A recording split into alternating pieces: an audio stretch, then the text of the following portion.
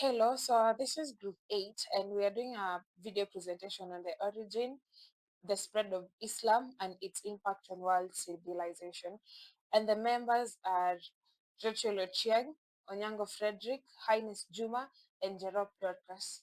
So I'm going to take you through the first part, which is all about the origin of Islam and how it spread. So we're going to look at the meaning of Islam.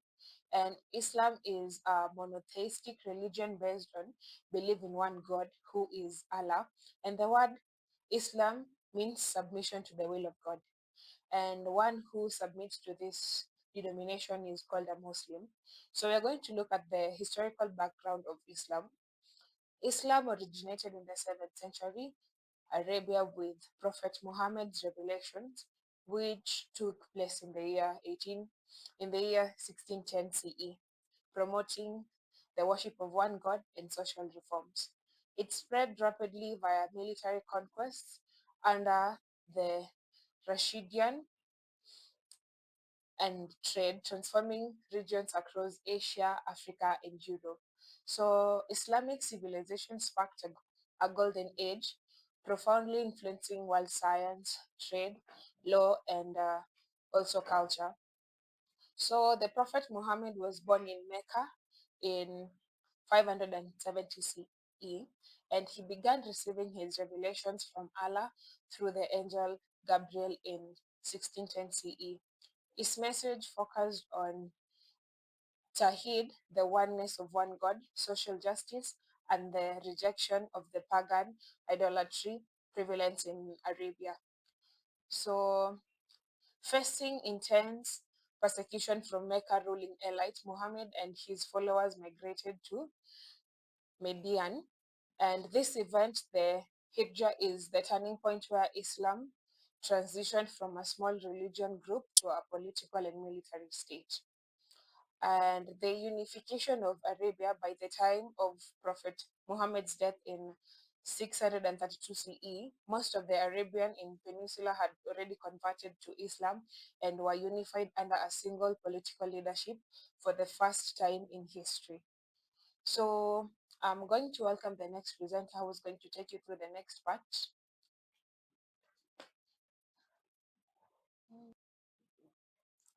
Hello everyone. I'm presenter Frederick. I'm going to take you through the spread of Islam, which took place around 632 CE to 14th century. The expansion of Islam occurred with a specific that tuned contemporary observers moving through three primary phases. And the phase one is the Great Conquest, or the early caliphate that took place with around 632 to 750 CE. Under the Rashidun and Umayyad Caliphate, Islamic armies moved into the power vacuums left by the exhausted Byzantine and Sasana or Persians empire. Middle East and North Africa, within decades, Jerusalem, Damascus, and Egypt fell under Islamic rule. Europe and Asia by 711 CE, Muslim forces across the Strait of Gibraltar into Spain and pushed eastward into the Andus Valley after the Prophet's death. The Rashiduns, which is of 632 to 661, and Umayyad caliphates oversaw rapid territory expansion. The another one I'm going to check is phase 2, which is the Golden Age and trade, e.g. Trans-Saharan trade. What is Golden Age according to Muslim Times? The Islamic Golden Age was a transformative period of intense intellectual, scientific, cultural, and economic flourishing in Muslims' world. Traditionally dated from the 8th century to the 13th century, roughly 750 to 1258 CE. It began with the rise of Abbasid Caliphates, specifically under the Caliph Harun al-Rashid, and is characterized by translation movement, where knowledge from Greek, Persian, Indian, and other ancient civilizations was gathered and translated into Arabic art, centers like the House of Wisdom in Baghdad. Let's check on the key aspect of the Islamic Golden Age. Aspect number one, which is like the importance of that golden age, was scientific advancement. Muslim scholars didn't just preserve ancient knowledge, they pioneered new fields and invented on it. Another important is cultural and intellectual hubs. Major cities, major cities like Baghdad, Cairo, and Cordoba served as a centers for scholarship, philosophy, and learning. The third one is the House of Wisdom, or Bat al-Kima. Established in Baghdad, this institution was a library, translation institute, and academy that fostered a collaboration among scholars of diverse background, Muslim, Christian, and Jewish alike. The fourth one is economic expansion and trade. The Islamic Empire acted as a bridge between East and West, creating a globalized trade network and stretched from the Atlantic Ocean to the Indian Ocean. This period also witnessed the Muslim agricultural revolution, with the new crops in the techniques improving food securities. The sixth one is art and architecture. The seventh one is the trade networks. The third phase is the lifetime of Prophet Muhammad, which took place at 610 to 632 CE. This phase marked the initial spread within Arabian Peninsula. The Meccan period of 610 to 622, Islam was a few minority religion with a focus on preaching the message with no possibility of using force. Another one is the Medinist period of 622 to 632. Following the Hijra migration to Medina, Islam spread through political alliance treaties and when necessary, defense against Meccan forces. By the time of Muhammad, most of the Arabian Peninsula had accepted Islam. I'm going to welcome the next presenter. Hello, I'm Darkas Cherok, going to present to you about the factors in rapid spread of Islam from 7th to 8th centuries. We are starting by seeing the weaknesses of neighboring empires.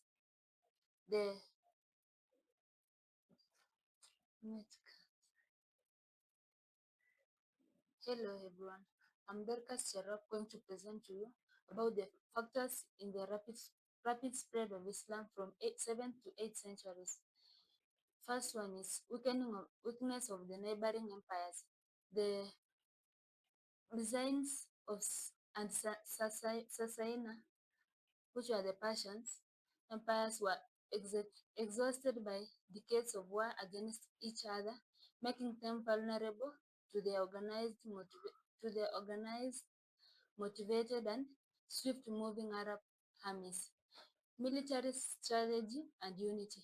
The previously founding Arab tribe united under the banner of Islam and formed a cohesive, highly disciplined military force, particularly under the Rashid Calvert, 632 to 661. Religious and social appeal. Islam offered a simple, monotheistic, and egalitarian message that resonates with people tired of rigid, hierarchical, discriminatory religious structures. Another point is tolerance and pragmatism. The early Arab conscience did not force conversation. Instead,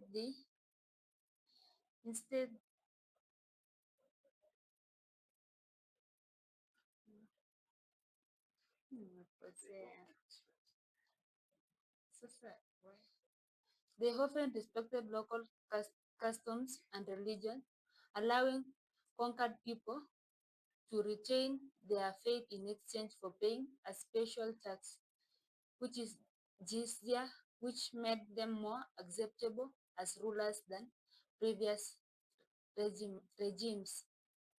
Another point is economic incentives. Conversion offered inclusion into Ummah, which is Muslim community, removing the jizya tax and facilitating social mobility and better business opportunities to merchants. Again, we are going to look up about the reasons for the rapid expansion and adoption of Islam. In the reasons, we see that trade networks and commercial activity. This is in trade networks and commercial activity, we see that merchants network, such as Muslim traders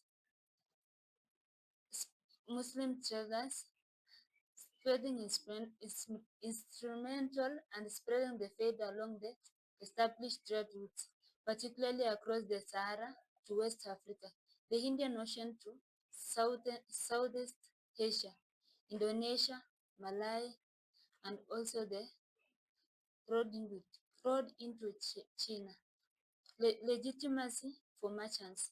The reason for appealers to trade because Islamic law provided a secure framework for business, including contract law, credit system, and shared trusted identity fostering economic cooperation. Another reason is military conquest and political expansion. Rapid initial expansion following the death of Prophet Muhammad in 632 CE, the Rashidun Caliphate successfully unified Arab tribes and expanded rapidly into the weakened and sustained Persian Empire. Unified political structure.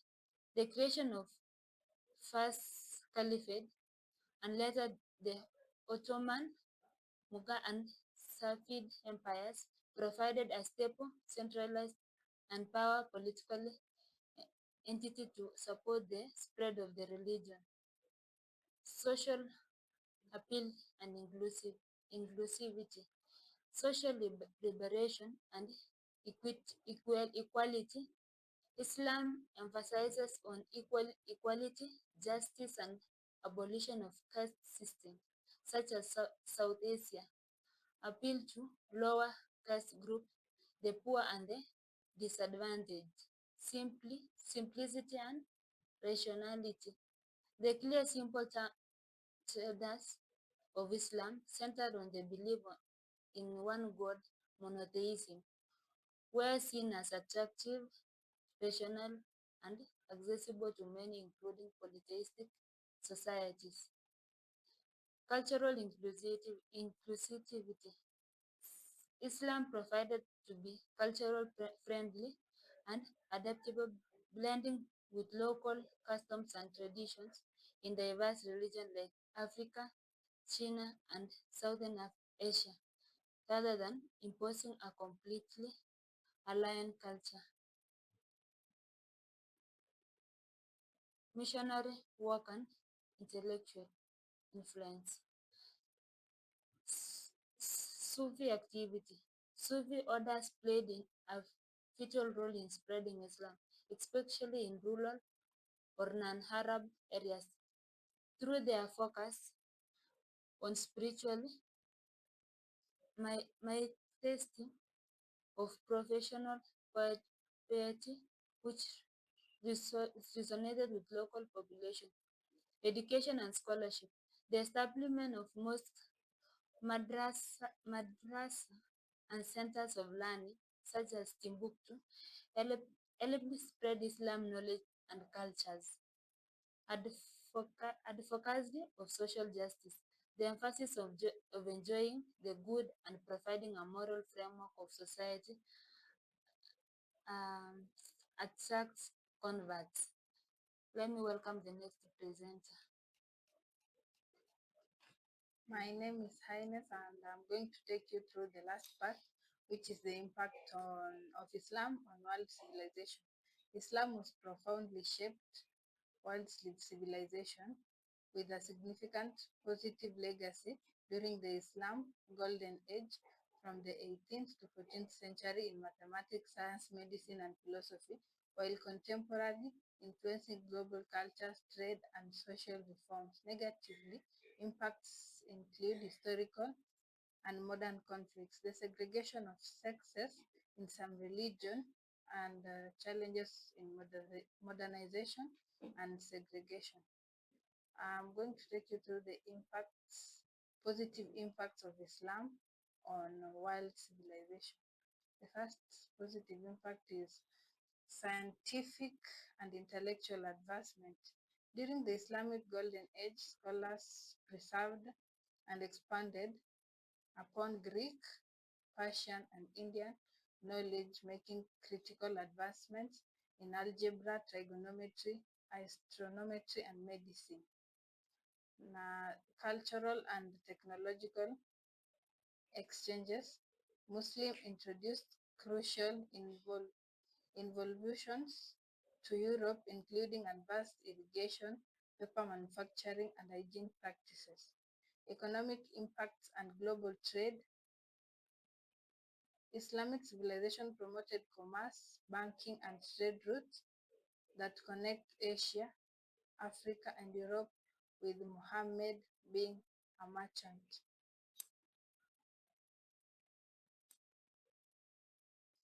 The third is social reforms and philosophy. Islam introduced principles of brotherhood, social justice, and early in history, improved rights for women, empowered and pre-Islamic Arabia.